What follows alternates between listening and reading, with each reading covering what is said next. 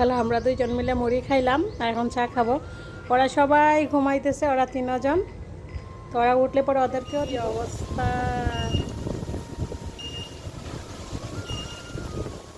হয়ে গেছে, এমন কি অবস্থা হচ্ছে, তুলসী গাছ তারা একবারে হালাই দিছে।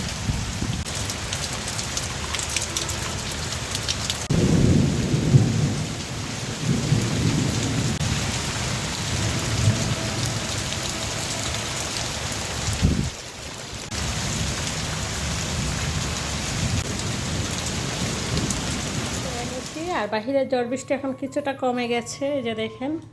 তখন আমি দুপুরে রান্না বসিয়ে দেবো, ডিমগুলো আগে ফ্রিজে রাখবো, আর কয়েকটা ডিম রাখবো আমি দুপুরে রান্নার জন্য। চল,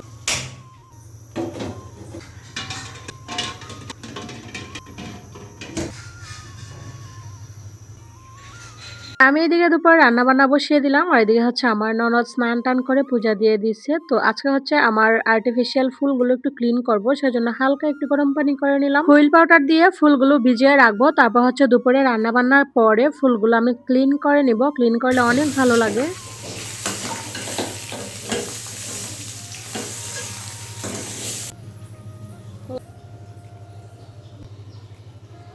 এদিকে হচ্ছে মাছ ভেজে নিব, সেই জন্য মাছের মধ্যে লবণ, হলুদ, মরিচ, ধনিয়ার গুঁড়া দিয়ে দিলাম। এবার মাছগুলো মেখে ভেজে নিব। এই তো মাছের গায়ে হলুদ হয়ে গেছে, এবার চলেন মাছকে জ্বলিয়ে পুড়িয়ে ভাজি করে নিই।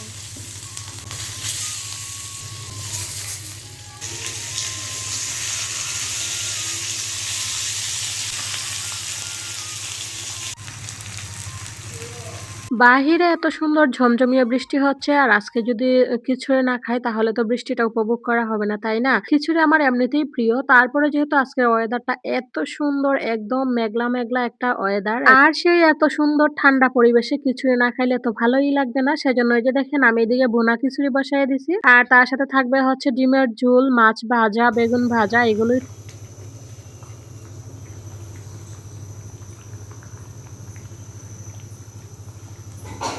বৃষ্টির দুপুরে রান্না বান্না রেডি। এই তো এখানে আছে হচ্ছে খিচুড়ি,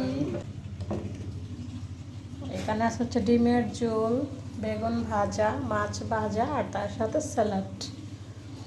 বাহিরে বৃষ্টি হচ্ছে, আর আমরা এখন খিচুড়ি খাবো বৃষ্টির দুপুরে।